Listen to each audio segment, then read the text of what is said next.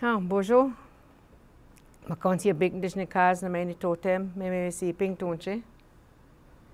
We again the minimum danka kena maka pijat nongum. I could probably say a bit more, but I'm not fluent in my language, and you probably all know why. You know, we all know the general history of this country. But I do know enough about my language that if you're going to talk behind my back, I can understand you. So just have to be a bit careful there. I'd like to start, I just said my name and where I'm from, and that I was really happy you all came here. Said my clan and my cousin, Violet Belanger, who's a language, I think she just got her PhD actually in language preservation. She's my second cousin, taught me how to introduce myself properly about 35 years ago. She said, Joan, if you're going to speak in public, you have to know how to say a few things in Ojibwe, you know, and so I'm really forever grateful to Violet for teaching me how to at least introduce myself. I like to always start by apologizing because, as Brian said, I have this gift/curse of being compelled to speak my mind. And for sure, I'm probably going to offend you or somebody who hears me. And I just ask that you accept that I don't intend to do that, but I realize I'm responsible for what I say. And so rather than commenting on the Facebook feed, a whole bunch of mean stuff, you know how to message me privately, and I'm totally up for working it out and learning, you know, how I can be a better person. So if we could do that after, that would be really good, because I usually get one or two people saying, "Oh," and that's okay. I also felt that I wanted to begin by singing two stanzas. I'm going to sing two stanzas at the beginning of the Inklakapmuk traveling song, and then two stanzas at the end just to close us ceremonially. And because I'm not Inklakapmuk and I'm Ojibwe, it doesn't come out the way it does with the Inklakapmuk people. But because it sounds close enough to their traveling song, I don't want them there may be an Inklakapmuk person here in the room that goes, oh man, she stole our song, you know? So because we have property law around our thoughts and ideas and songs as Indigenous people, so I just want to say that. And Quenko Shackley from the Nicola Valley taught me how to sing this song and gave me permission to sing it. Those are also all things that are really important in our own legal systems, that we either acknowledge that it's our own knowledge ourselves that we are receiving, you know, or that someone else has taught us what we're doing, so that we give credit where credit is due. So you don't have to stand up or anything like that, but I'm just going to sing, and like Brian said, when you work in the spirit, I have no idea what I'm going to say either, so it's always a surprise to me too. All right. Way hey ya ho, way ya, way hey ya ho, way ya, way hey ya ho, way ya, way hey ya ho, way ya, way hey ya ho, way hey ya ho, way ya, way hey ya ho, way ya, way hey ya.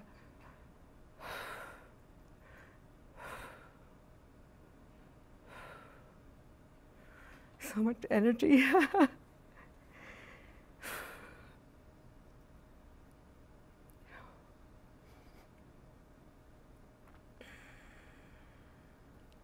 I think the closest thing that I learned a little bit about in law school from Professor Guth was about natural law. And what you're watching right now is natural law. Not in charge, eh? All right.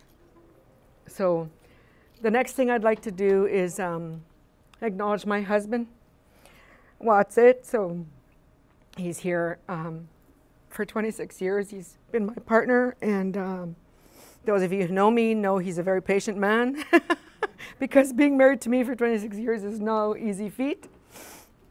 And I've learned so much about being an Indigenous person from my husband and from traveling in the bush with him, and learning to humble my great big ego to do what needs to be done in camp. And also my time with Bryan in the bush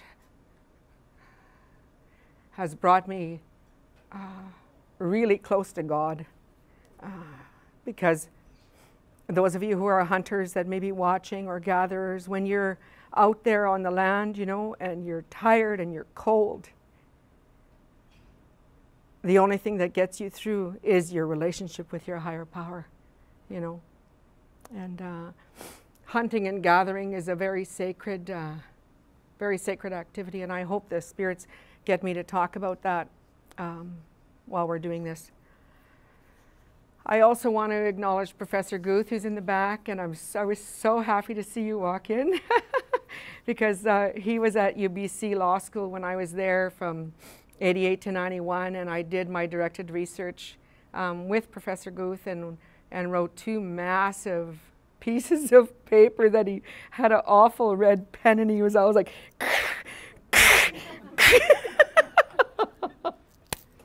but he taught me how to write, you know, and he taught me how to research, and he taught me how to stand my ground. I'm really thankful for the opportunity to thank you, you know, for what you did for me.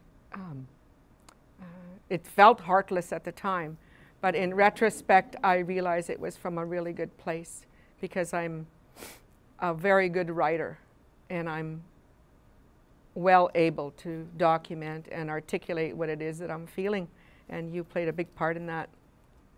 Yeah. So that's, you just made me so happy when you walked in. For those of you that don't know me, I'll just share a little bit about myself. I grew up in Barons River, which for those of you that don't know, that's on the east side of the lake. And prior to 1985, hey, MJ.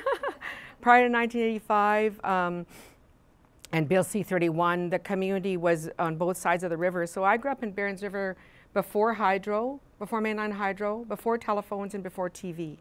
So when I was 11 in 71, we got all 3 things in 1 year in Barons River. It was like total culture shock. I remember my dad being on the roof of the house, you know, lining up the antenna, trying to get the CBC station in. It was such a big thing.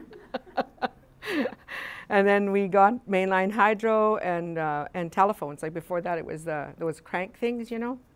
I'll tell one funny story. That's the other thing spirits do, is remind me of funny stories. My cookum, when we got the mainline telephone, she phoned one time to our house, and my mom was laughing so hard. I said, "What did cookum say?" "Oh," she said, she asked me, does that white lady ever call you?"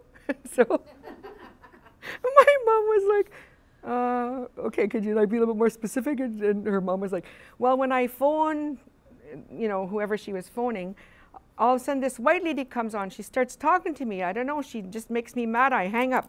And so I guess it was when you get a wrong number, you know, and then the recording message comes on and says, blah, blah, blah. She was all mixed up. And other phone things with the phone too. Our bus driver used to phone the house every morning, and all he would say was, the phone would ring, and he'd say, "Macha," and I'm leaving now. And so we'd run out to the bus, eh? So yeah, there was a big change in 71 and 72. And back in the day, you know, I was relating with Sean here that I grew up as a Métis person. You know, I grew up on the east, which was part of the research that I did for Deloitte, the identity of the Métis people. I don't know, I think my mom burnt the paper because I can't find it. It was like Métis blasphemy.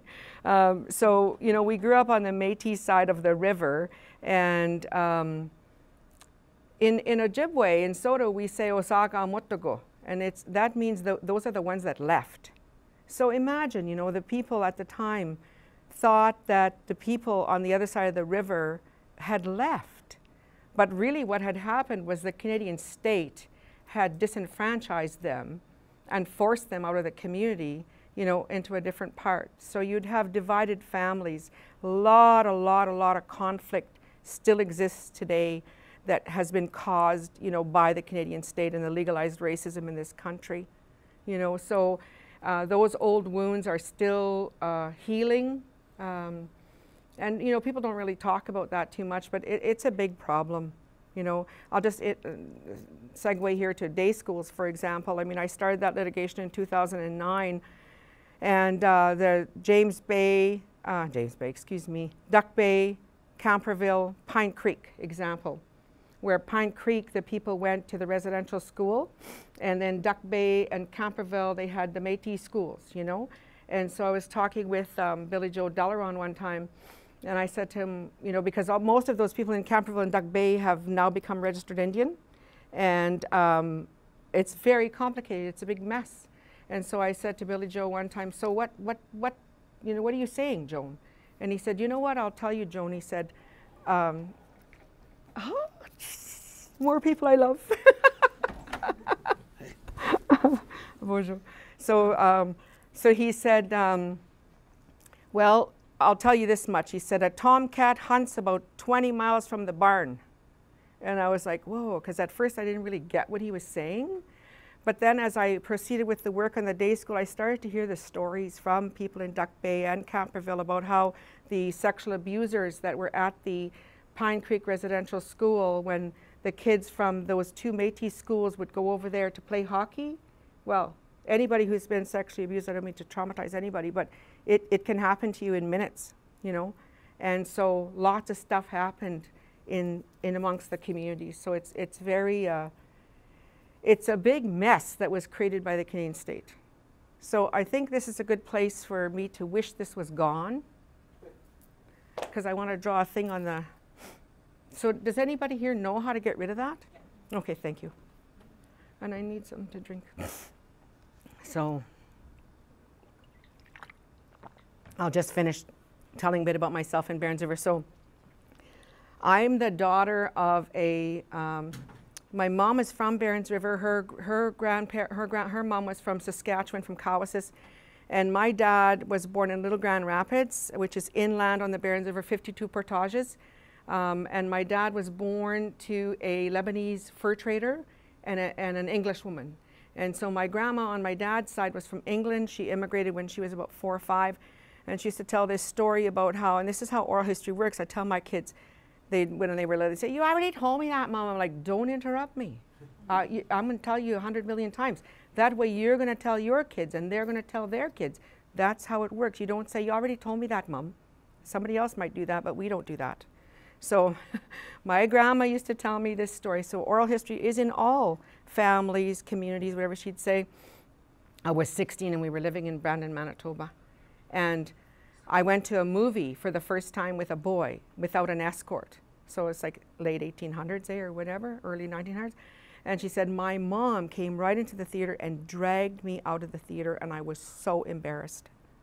So she said, I saw an ad in the Brandon newspaper for a fur trader who had 5 children and needed a housekeeper. So I ran away with him. So my dad's mom was an amazing woman, and she traveled with my grandpa, who was Joe Alex, and he's in a bit of the history books in Manitoba. And he had a store in Winnipegosis, he had a store in Birds Hill, he had a store in Bloodvein, Little Grand, and then finally Barons River. So my father, John Alex, was born in Little Grand Rapids in 1934, when there was no speakers, no English speakers. So my dad used to always say, I'm Canada's truly only displaced person, because he was born in Little Grand Rapids, learned to speak basically Ojibwe as his first language, because otherwise who would he talk to? Just his mom and dad. And his mom and dad had also learned the language. So all of the kids, on my dad's side, they all learned the language. On my mom's side, my mom's mom was from Saskatchewan, from Cowessess, and my mom's dad was from Barons River, and Kate Goosehead, his mom, married somebody who was not a registered Indian and lost her status under the Act again. So that's how we grew up on the Métis side, because those of you who are familiar with the Indian Act know that if a non-registered Indian woman married a registered Indian man, she gained status, and if a non-registered Indian man, no, I screwed it up. Anyways, you all know what I'm trying to say. It caused a big mess. So my grandma Kate, lost her status. Anyways, so we grew up on the Métis side. And then in 1985, when the bill came in, I could have applied because I had, I qualified under it's just a registration system. It has nothing to do with blood quantum or anything. Like in Barons River 2, for example, some of the ancestors of the Hudson family, the man who was an Irishman was smart enough when they said, "Are you an Indian?" He said, "Yeah." So they registered him. So all of the Hudsons are all registered Indian. Thank God their great-great-grandpa was smart enough to say, "Yeah, I am." So that's why you see in Barons, you'll see the Hudsons, some of them pop up with blue eyes and red hair and, the mixed blood. We're all mixed blood. There's really nobody who's not mixed blood. Where you participate in life is basically a social choice that we each make as human beings, and we have the right to make.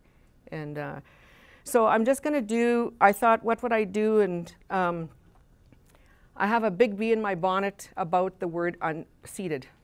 And I hope I don't offend anybody. It's not my intention to offend anybody. Like I said, I'll apologize ahead of time. But for example, with Treaty 5, the Morris governor, was he a governor? Lieutenant? I don't know, his name was Morris anyway.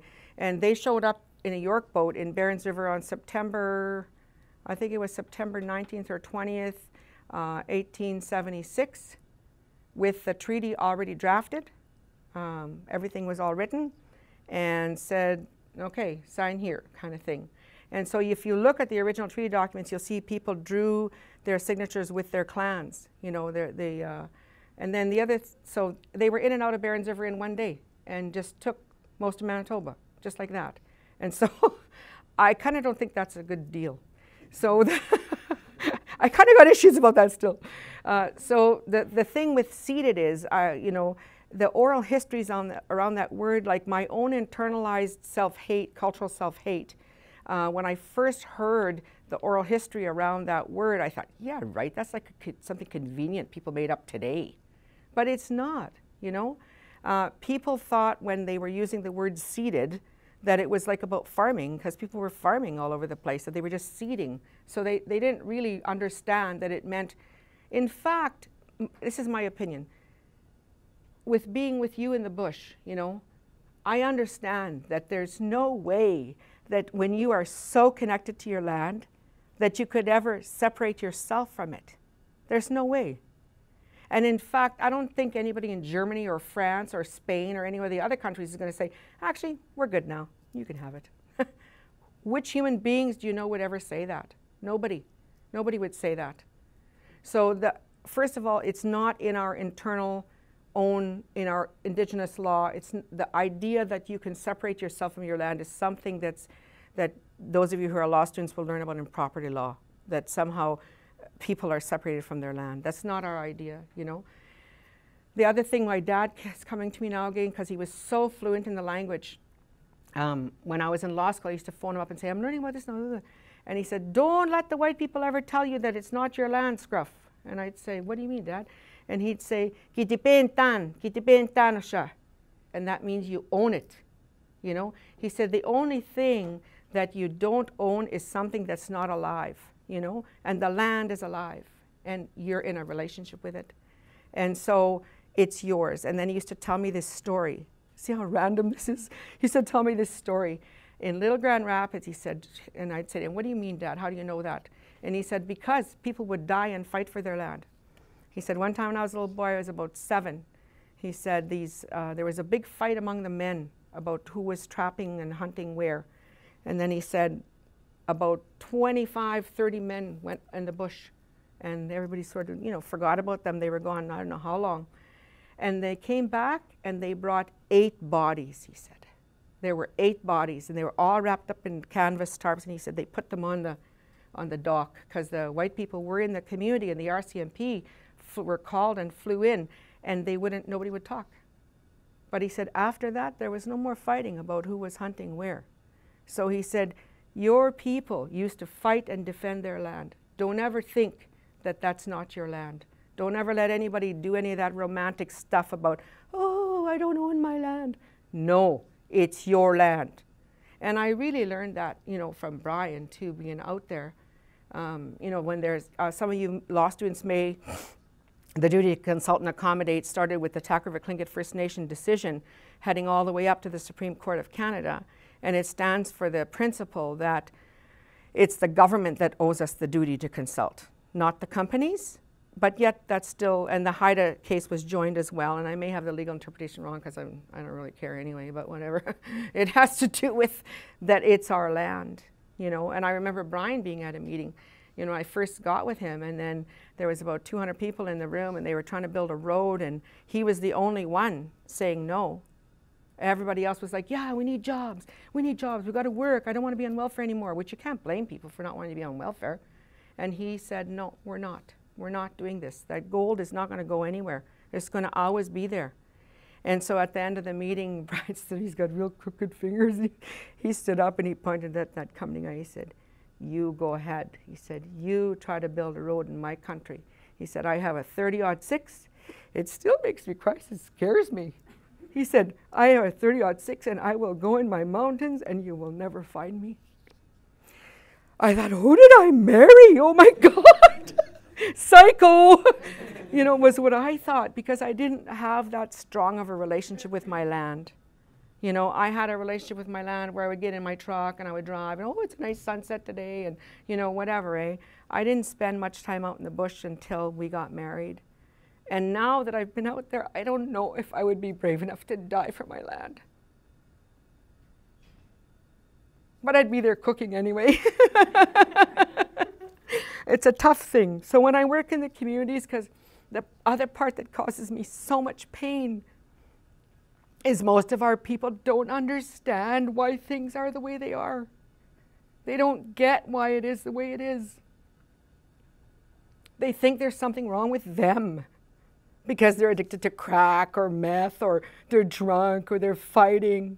They think there's something wrong with them. There's nothing wrong with you. It has to do with this country and the bullshit. So when I go to communities, I was joking earlier and saying that this gift/curse of just doing what I'm doing right now means that most people won't hire me. But that's okay, some people do. And when I go to the community, this is a drawing that I do for our people to understand what's kind of going on so they could stop blaming themselves. So before colonization, like before the European laws came, I draw a little teepee, or, if I'm in BC, I draw a different shape building. And I tell people, we had our own law, we had our own medicine, we had our own education system, we had our own religion / ceremony.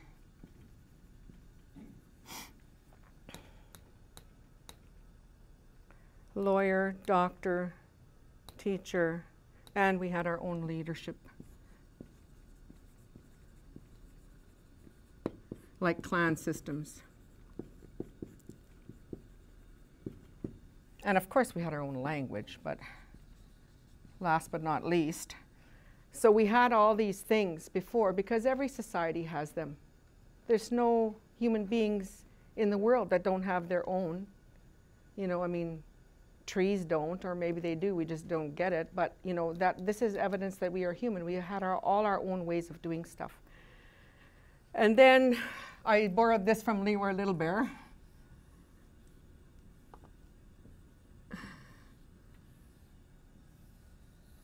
Oh, one side's longer. Then the government came, the white government came with their law and created the Canadian Constitution. And the two main sections that affect us as Indigenous people in Canada are 91 and 92.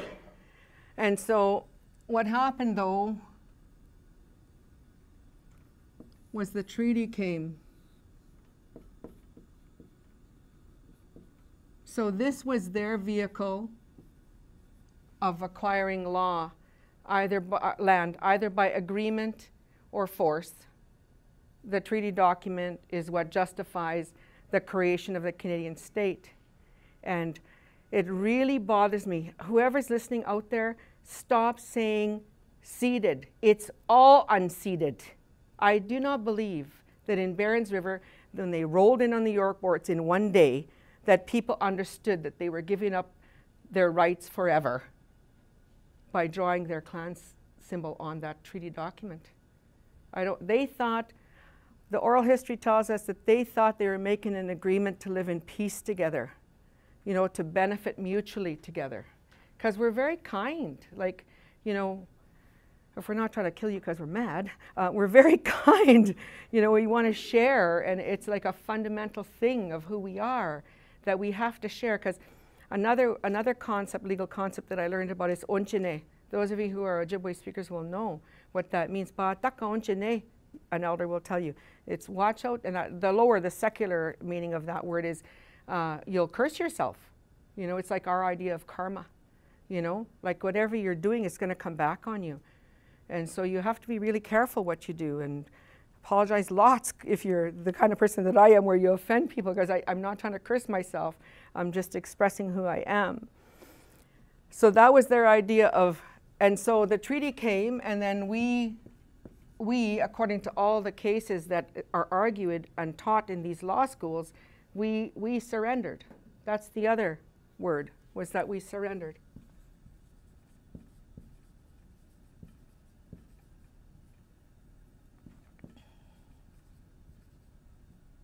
Ceded and surrendered, you know, and yeah, I don't think so. I don't care. I don't care what anybody says. We've taught our children that this is their land, this is where they come from, and it's more about the responsibility for the land than it is, no, I gotta say it right. It's not that we shouldn't benefit from our land. In fact, I would do a whole nother speech on how if we would only eat what our land provided, we wouldn't all be dying of diabetes and you know, sugar addictions. Because if you're eating, like when they came to take Bryan's affidavit, when the Taku case went up to the Supreme Court, it was supported by four affidavits. One from our spokesperson, like our chief, my husband as representing all the hunters and stuff, and the oldest Wolf clan and oldest Crow clan, and then those two were women. And when Jean Teye was interviewing Bryan, because she was the lawyer for the First Nation with Pape and Salter, she was asking him, what percentage of your protein would you say that you got from the land? And then Bryan said, 90%. And I thought, damn, that's true. Like, my kids didn't eat beef. Really, like, they didn't like it. If I would try to cook it once in a blue moon, I'd think, oh, I want to make a roast. They'd be like, this is really dry, Mom. Because beef compared to moose is like super dry and fatty, like, and it's a whole different thing. And so in our freezer was always, well, goat he doesn't like too much, so some goat, sheep, love sheep, you know, moose, salmon, some little bit bear. They don't eat too much bear anymore. Porcupine, I don't like it, smells funny. Grouse, rabbits. This one Tlingit woman said one time, if it moves, we eat it. That's Jean-Anne Carlick. I'll tell another story she told me where I was doing this kind of thing with the Tlingits when we were doing their constitution and trying to, you know, get to know them and all that. And I said, what's the difference between when a white person or, you know, white man kills a moose and a Tlingit kills a moose? And Jean-Anne put up her hand, old residential school survivor puts up her hand. You don't have to put your hand up. I said, what's the difference? When I'm done, all that's left is the shit, she said. Oh my God. But it's so true. Like, Bryan's still eating parts of the moose that I didn't even know were edible. Like, my God. Did you know that you can boil the toe of a moose, the hoof? I'm Catholic, and I'm a recovering Catholic, and I opened my freezer one time, and there's all these like legs. I thought, the devil's in my freezer. But I said, Bryan, what are those legs doing in the freezer? And he said, oh, I'm sorry. He said, I'll take them out. I said, no, I'm asking you, what are they doing?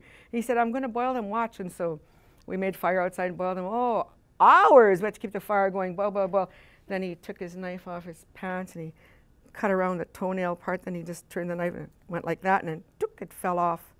And it was like white in there. And I was like, now what are you going to do? He said, I'm going to eat it. So I put a little bit of salt in it. So I tried. It doesn't taste like anything. It was like, I don't know. But who knows what the nutritional value of that is? Like what that, you know, when you do that, because you only get maybe, what, four moose a year to feed your family. So when you eat that stuff inside the hoof, what is your body getting that you need, you know? I wish people would do research and projects on that. Like, what is the nutritional value of those things? One more funny story about you. You shouldn't have came. we were at our camp. Oh, he was so excited because this young bully had 3 horns. It had 2 in one, eh? And so I said to him, what are you going to do? He said, watch this. He said, so we roasted them all afternoon, make fire outside. And, you know, that's such a big part of everything, the culture and learning to live off the land like that. Anyways, we roasted them, and at the part where it comes to the head here and like a little ways till where it gets to horn, more of that white stuff is in there, like hard white stuff. Like it's kind of like, not crunchy, chewy. It's like chewy. And so we ate it. Oh, I didn't mind it, eh? Then that night, 8 o'clock sked down the river on Taku Lower Camp, eh? There's a guy there, had just done his natural resource, Tlingit guy, just finishing his natural resource management certificate. And then he's like, so what's happening up at the camp there, Brian? And Brian's like, oh, really good. I said, I got a moose that had 3 horns, and he was excited because we ate it, eh? There were 3 to eat. And then TJ's like, well, what did you do with the horns? That's scientifically significant. Quiet on this side. I said, tell him you ate them. With SBX, like the transmission would go to Dease Lake, like hundreds and hundreds of miles away. Like people were probably all laughing in their camps because, you know, he said, well, we ate it. And then the guy, he didn't know what to say. Then he says, well, the next time you find something scientifically significant, please don't eat it, okay, Brian?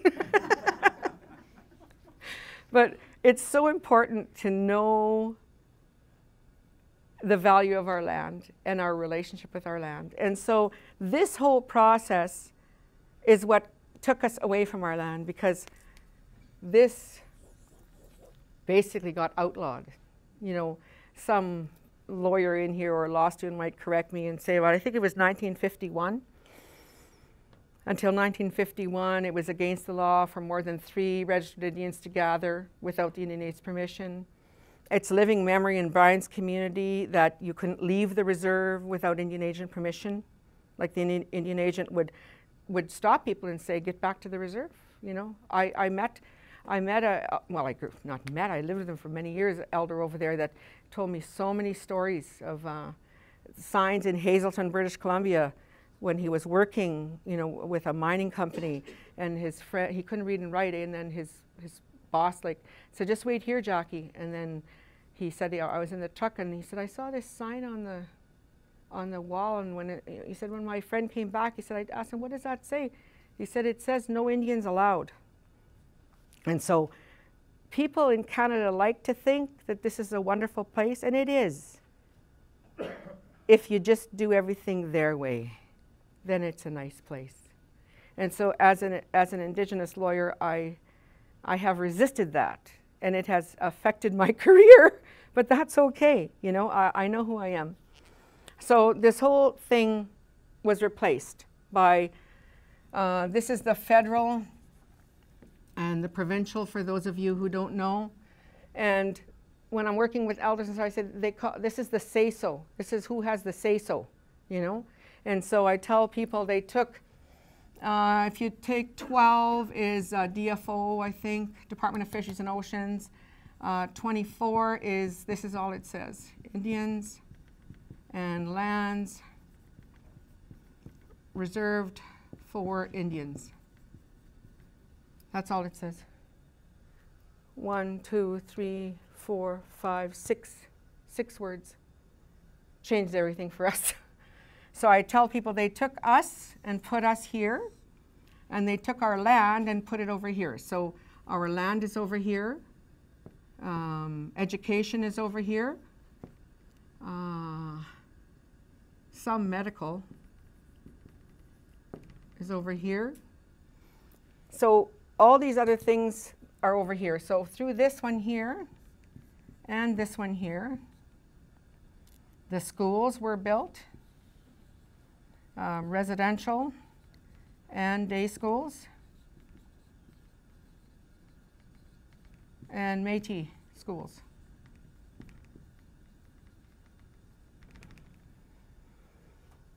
And in those schools, you know, Canadians are starting to understand what happened.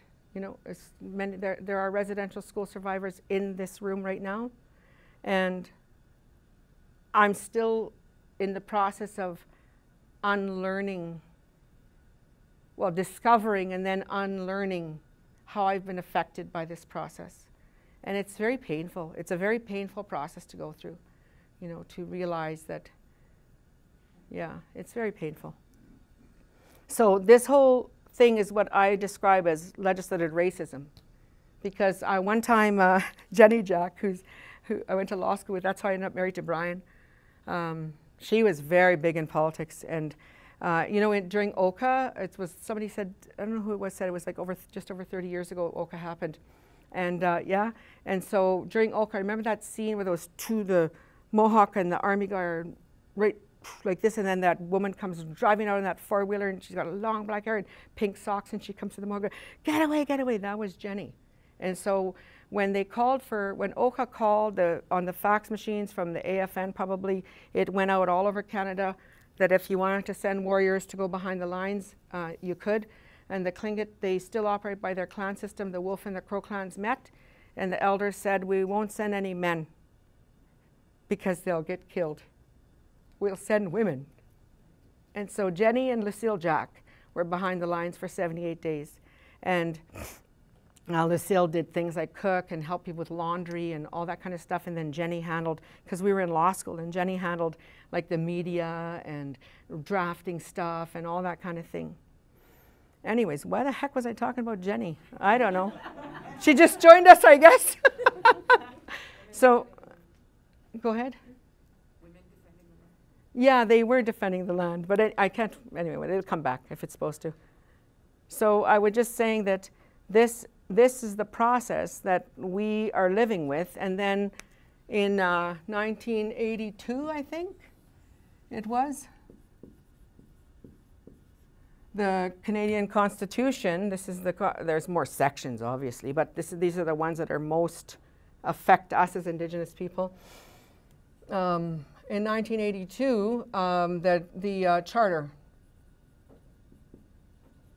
and 1, 15, and 35. You heard Professor Schwartz talk about Section 35, and because I said earlier our family was raised on the Métis side. My grandparents, Mary Louise and George McKay, were founding members of the Manitoba Métis Federation. And my mother was a vice president in the Manitoba Métis Federation for several terms on the east side. And so my mom was in Ottawa fighting about the wording of Section 35 in 1982 when that was happening. And my understanding through the the stories we're told is that it says Aboriginal because that was the only word Canada would accept. Like they wouldn't accept Indigenous. They wouldn't accept, you know, like, because that would, and there's also big fights about people and peoples versus having the S on it. Because if it has the S on it, then it legally changes things and changes your standing, you know, in the world. So Section 1, I don't know why I just got nervous. Section 1 is the idea of limiting, that the state has the right to limit individual, it's the notwithstanding clause. And then 15 is the individual rights, my me clause, the me. And then 35, I made Bryan laugh. 35 is, and that one says, Canada hereby recognizes and affirms existing Aboriginal and treaty rights. And then there's other subsections that Brian's talking, where he was saying the word agreement and stuff like that. But that's the main section. So now what's happening is everybody has to go to court and fight about what does that mean then, What is it? There's big fights about what does existing mean, And, one of the big things we deal with as Indigenous people is, well, you don't really look Indian to me. I don't know, Yeah, okay, all right. Or, well, if you want rights in this country different than me, you better get rid of that fridge that you have in your house, and you better just go use bow and arrows, We get people telling us that stuff still. I remember one time I was on a plane and sitting beside this man, we were just chit-chatting, chatty Cathy, whatever, and then I was telling him about my heritage and got to the part about having some Lebanese blood, and then he said, "That's why you're so smart." Right to my face on the plane. I was like, oh my God, you're so lucky I'm not drunk.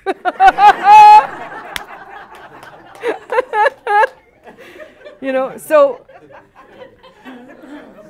but because the oral history that's taught to the average Canadian is the oral history of the settler. And I love white people. Heck, I've got nothing, I got nothing against white people. I'm just saying there's a different picture here that no one's being taught. And even in the law schools, I didn't learn any of this in the law school. I figured it out after I went to law school. I figured it out while I was in law school. And I took courses from Michael Jackson, not the singer. There's a professor, Professor Michael Jackson. There were quite a bit of Doug Saunders. There was quite a bit of Aboriginal law courses at UBC Law School 25 years ago, but they still didn't teach this, My memory, I guess it's traumatized because I've never forgotten it. First year property law, UBC, 200 kids in the class. It's big law school, so it's like an auditorium, like massive. And so everybody has to take property law. And, his name went out of my head. Anyways, doesn't matter, I don't want to say bad things about him. He closed the door, and then he looked out at the room and he said, "All title rests in the crown." Settles on me kind of thing. That's why I felt like, okay, then never mind. Here I am, first year law student. Yeah, and so that's the other problem that we have, is that the Canadian state must continue to tell its story that this is their land. Otherwise, how would they do what they're doing? Really. The sad thing is, we don't have a big enough army to defend our land anymore. Because that's the other thing. I met this, people contact me. It's cool, but it's kind of hard sometimes. But this was a nice experience. But this woman from Holland, random people messaged me, and then she was like, "I just really want to meet you, and I want to be brave, and I want to ask all the dumb questions I could ask." And I'm like, "Sure, come to my house." And so she comes, and then we had a really great connection, really great. And there's a lot of support for us in other countries. That's another thing. I think we're spending way too much time worried about Canada. We should be focusing globally and telling people our version of the history of this country. Anyways, then she said, "My husband wanted me to ask you one thing." And I said, "Sure." And she said, "Well, I know stereotypes are, can be dangerous, but, First Nation people, you just all seem so nice and quiet and kind." I said to her, "I don't know why I'm going to say this, and I hope I don't offend anybody. But what came out of my mouth was, it's because we're beaten down. It's because we're tired. It's because this is exhausting, I said, it's not because we're cowards or because we're so kind. It's because getting in a conflict takes a lot of energy. And if you're not healthy to start with because you're eating way too much sugar and trying to self-medicate, you just don't have the energy to fight back. It's like, whatever, And then I said, often between Brian and I, he gets sort of lifted up in this halo of, because he's so quiet and all that. And she was mentioning him and whatever. And I said, "You know what? My husband's like a grizzly bear. He just showed you his ass. That's what happened there." I said, He doesn't waste any of his time trying to justify who he is to anyone. He just does what he does. Apparently it's my job to sit and try to make a relationship, which I'm okay with, you know, because I benefit too, eh? We all have a gift. We all bring different things to the table. But our people are either quiet because they have children and grandchildren to look after, and in getting in a fight with the racist idiot out of ignorance at the Safeway is just not what they're going to spend their energy on. I don't think they think of it like objectively like that, but in terms of the limited energy every human being has, I'm more concerned about my daughter not going missing and murdered, you know, or my son not ending up in the gang, or whatever it is, or going out hunting, or, you know, like I got things I'm worried about here. You know, I don't have time to be educating Canadians. That's another big problem, actually. So the thing legally here is that now we're all fighting about this.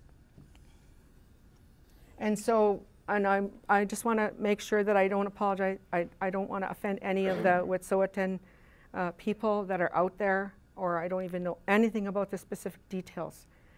But in general, what's happening there is the clan hereditary leaders are over here, and the chief and council is over here. And the chiefs, the pipelines and those companies, they all go make deals with the chief and council because it's the law. That's the player at the table. Everyone thinks they're doing the right thing. I've learned. I'm 58 now, and I've realized that no one gets up in the morning and says, "Oh my God, I think I'm so wrong." Every single human being thinks they're good and thinks they're right. And so, yeah, these people who are on chief and council, they think they're right too. They really think, except for there's corruption everywhere. That's not what I'm talking about. Every single person who stands up to hold public office, in our communities anyway, most of them really do think what they're doing is the right thing. Maybe it is, I don't know. But when you've got hereditary leadership, and then this creates a big conflict, legal conflict in our communities. And it's not just in British Columbia, but it's most prevalent in British Columbia. Like in Barons River, the treaty came, I told you, 1876. It's funny because in Barons, the language is so strong, like you still see young people. And then Violet again was teaching me that if you understand your language but don't speak, you're considered a passive speaker, it's called. It's like a language thing.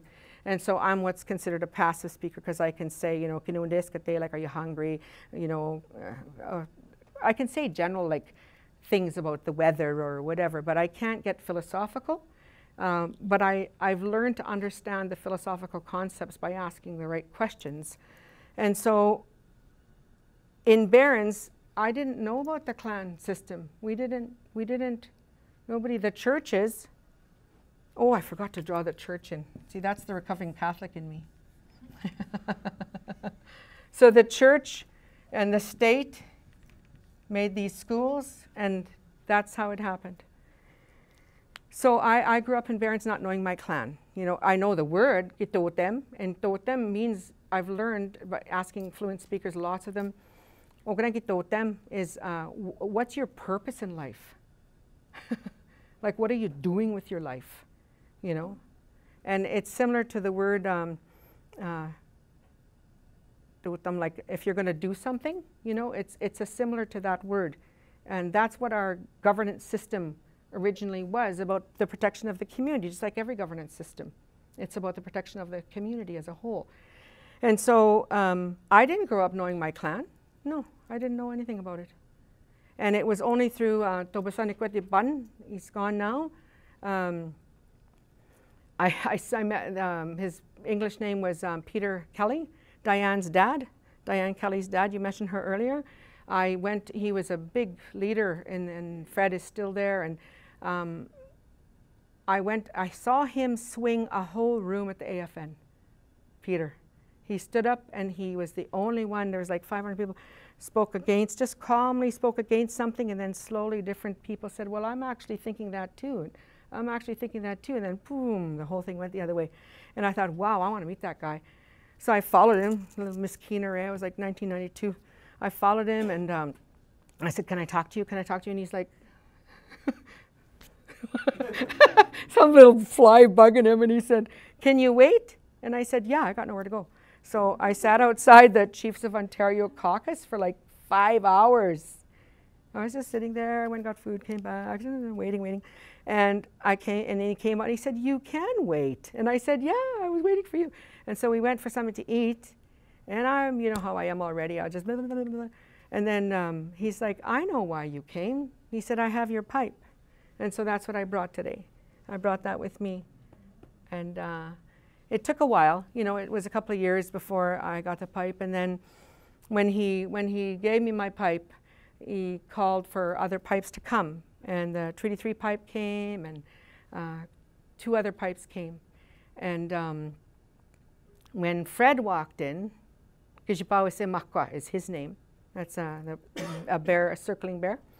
He walked in, and we were at Tobasanakatipan's house, and sitting, they had the whole ceremonial thing all on the floor. And this was all, I grew up Christian, like I grew up Catholic. I didn't know any of this. In fact, I grew up being taught that it was witchcraft and that it was bad, because that was also a part of the whole deal too.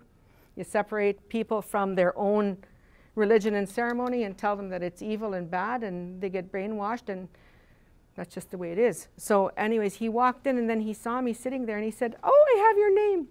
And I was like, what? And he said, I had a dream about you. I'd never met him before. And he said, I dreamt of you. He said, I know your name. And he said, it's Makontiobik. And I was like, wow.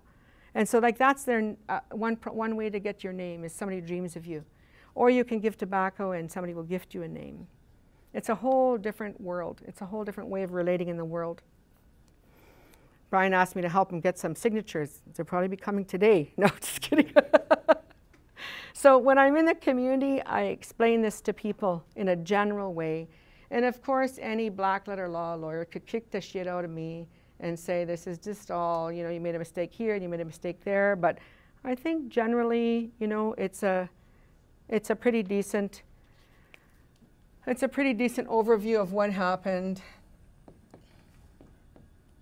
And yeah, I don't know if I talked enough about oral history for you, but I throw it in there.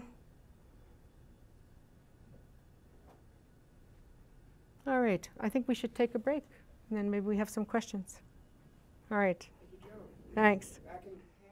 Okay, I have my editor would like me to make a couple of editorial comments. Okay. Brian, like we've taught each other much, and I think in any good marriage that's what happens, is you lift each other up and teach each other. And so he said, you know what I noticed in your drawing, Joan? He said, you don't have the economy.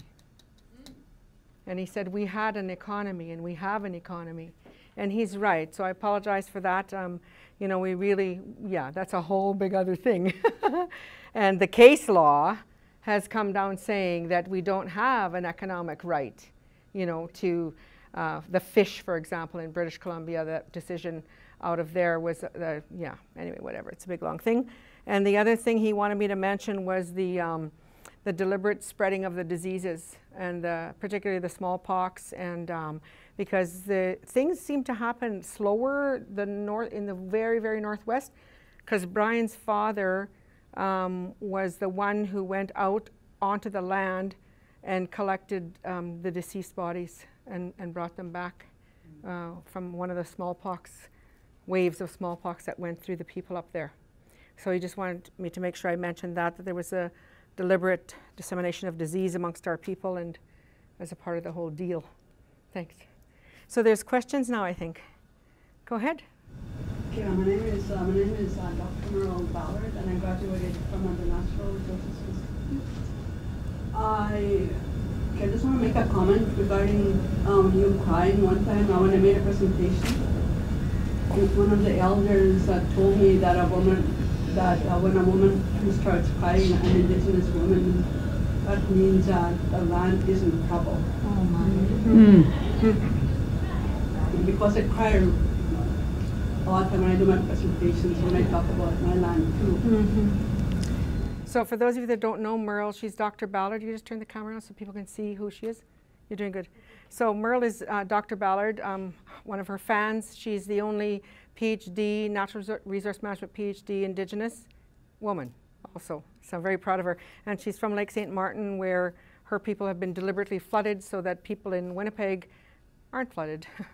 And so that's why that happened, because if they didn't do the, you know, floodway around Winnipeg and flood all the First Nations that they flooded, then Winnipeg would be flooded. So her people have paid a big, big price.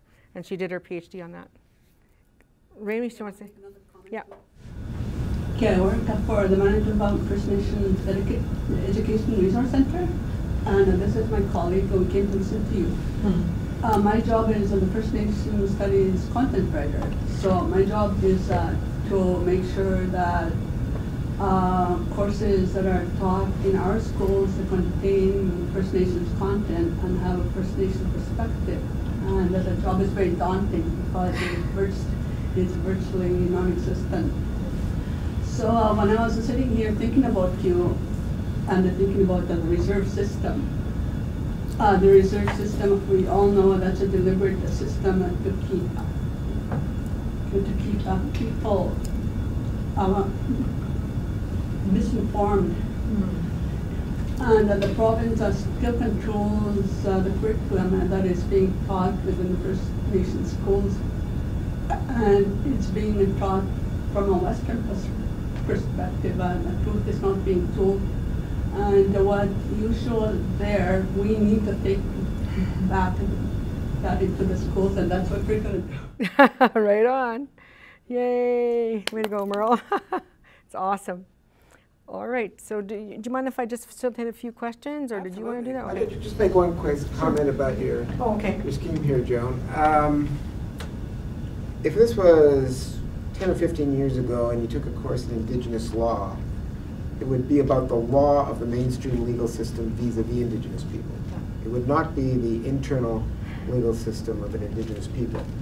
Now, one of the projects going on in some places, John Boris is leading this in British Columbia, is to try and use oral tradition to try and develop First Nations own legal codes. So then you're talking about Indigenous law as the self-created law of a community, not the way the mainstream legal system deals with the community. So it's quite a difference in the dimensions of studying Indigenous law.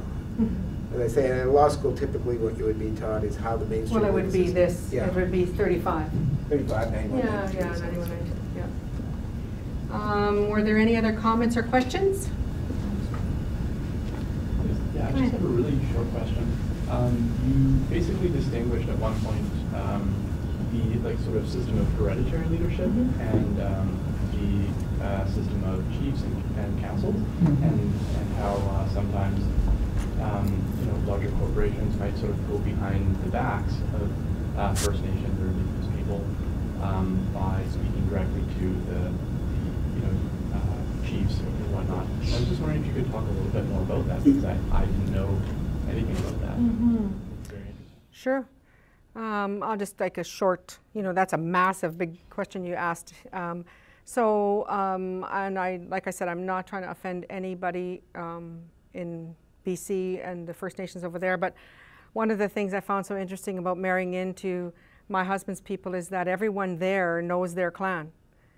They all know, it follows the mother, they all know their clan. Their names they have a bit of work to do on the names. And then the clans are associated with particular pieces of land. Just like my dad was explaining to me about Little Grand, like that we had the same thing here, but it's so, I tell people nothing's lost. It's just maybe stretched thin like dental floss. And we need to make it to a big rope again. So the knowledge is all there because of the oral histories, of what our clan systems were. So in some of the West Coast clan systems, the leadership is hereditary through names. And that's a total oversimplification of their system. But people inherit the names. There's a lot of law and rules about potlatches that have to happen. Like, for example, Delgamuukw, which is the decision I quoted, we're all here to stay. I have the great honor of having one piece of jewelry that was carved by the current holder of the name Delgamuukw. And so I hope he's still alive. But anyways, I have a piece of his jewelry. If he's not, the name, it sounds crass, but the name would still, somebody else would be holding the name. So I have something carved by the name Dalgamuk. So it's a different system that their own original system of governance. And the chief and council system, which is a more of a, I guess for lack of a better word, you know, European system of leadership with elections and whatever, yeah. And our clan systems, that's a whole other thing, but every clan system has its own way of running, and that's the Indigenous law that is not being taught in the mainstream law schools that should be being taught. Yeah, because people are interested. People want to know. Yeah. Did that help at all? It does. Yeah. There are a lot of questions, I guess. Yeah, for sure. Yeah, okay, you're welcome. Anything else? MJ? I guess I'm interested, I know that First Nations have the right for elders, for example, to testify in cases. And we've made some progress in that particular area. But I'm very interested in how First Nations access protection for their land, like say through an environmental review system when it's required in writing. And, you know, the rate of access tends to fall off if you don't have a strong clan system established.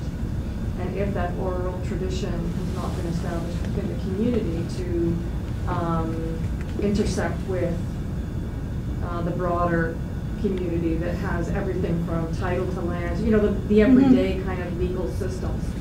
And I'm just wondering how much, I don't know how much progress has been made in allowing for that kind of, because we all know, first, you know, if I go up to Manitoba and I want to know something, well, let me call. You know, it's all done through personal relationship and also personal relationship with the land. Yeah. Well, that is another big whole area, but so I understand the question to be, you know, has our access to our land improved at all? Well, there are people who are being arrested in northern British Columbia right now, you know, and they're legally denied access to their land. And I'm wondering if that started because the original consultation was required to be done in writing. I have no idea about the specific. I'm wondering if yeah. that's why it's getting to that. I don't know. I have no idea about the specifics of that situation. What I do think is relevant to the question you've asked is, like when the mine started coming into Brian's country, he said, "What should I do?" He said, "You're a lawyer. What should I do?" Exactly. And I said, "Just be you." I said, and I'll start, you know, because he would walk from Atlin all the way down to the Nakana, which is through the mountains for like, well, it takes him 3-4 days when I come because I'm this size. But, you know, if he does it alone, it's still like a 1.5-day walk, and it's rough country, man, like rough.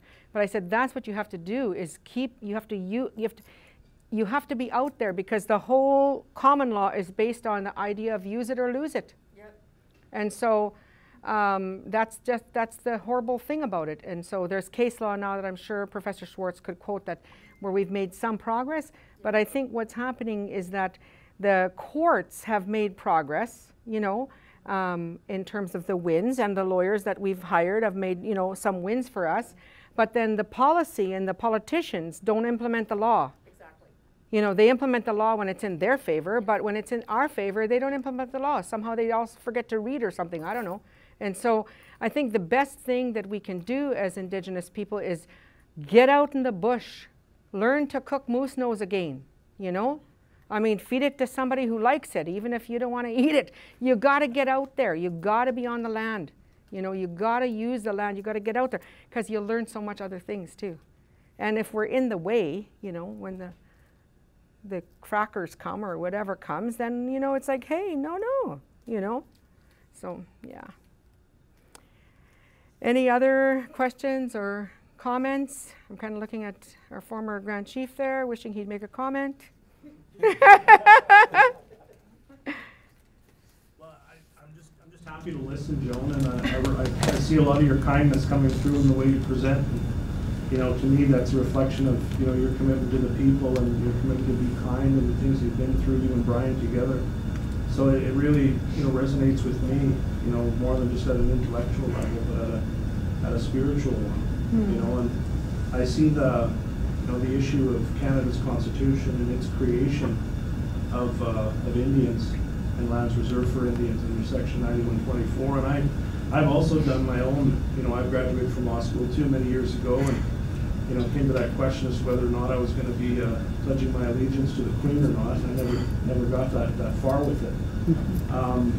Not taking anything away from practicing lawyers here who do that, but, you know, when you create a statute called the Indian Act, you know, you create bands, you create Indians, and you create chiefs and councils. What it is it's a controlled system, right? And that, to me, is where the crux of the issue is today, is that we have the reemergence of clan systems. I myself, I'm a Bear Clan, Makwan Totem. We've been Makwandish, because Makwan Totem. You know, and I've hung from the Tikanabé, you know, for 4 years in the Sundance Lodge to earn my right to talk a little bit about what I know about our laws. And they're not secular. You know, they're tied to our human experience at a spiritual level, come within our ceremonies where our governance is still practiced. And that's where the true power of who we are, I believe, comes from. Not from, you know, the creation of the Indian Act and the fact that there's people in Ottawa right now or in Gatineau, Quebec, deciding who an Indian is for us. And that, to me, is where the crux of the issue is. You know, when are we going to take that back? That's where our revolution has to begin, I think. And that's, I'm glad you touched on it, because it is a delicate issue, because some of us earn our bread and butter on the system today. And we don't want to live as hypocrites. We don't want that. We want to be legitimate. But the truth is, it's difficult. It's a difficult discussion we had, and I'm glad you raised that. Thank you. Oh my gosh. You know what, if everybody's okay, I think I should just sing my last 2 stanzas and we'll close, eh? I feel like we're done. Couldn't have had a better start to the whole program. Oh, thank you. Very grateful that you came, and I'll let you. Okay. So because we went live again, I have to explain that this song was taught me by Quenko Shackley, and it's the Inklakapmuk traveling song. Like Derek was saying, it's about the spiritual law. And we all went on a journey here today, and with all ceremony, you know, even at the Catholic Mass, I still go to church. The priest will say the Mass has ended. So I'm going to sing 2 stanzas of the traveling song so that we've ended, and we wish nothing bad for anyone. Nothing bad for anyone here, or nothing bad for anyone who watches the video that will be posted later, I think, on YouTube or something. So I'm just going to close my eyes, and I don't mind you filming when I sing. That's one last thing. Oh, geez. I asked him, what do you think of that thing about, you know, no pictures and all that? He said it was against the law. Of course, we didn't want anybody taking our picture. He said, take my picture. No one's going to put me in jail now. You know, so some of our sacred cow ideas come from this process too, you know. So I follow his teachings, and I'm not afraid to be filmed because I got nothing to hide. It's a blessing.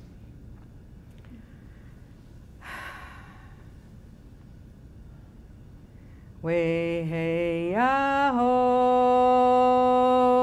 way ya, way ya ho, way ya, way hey ya ho,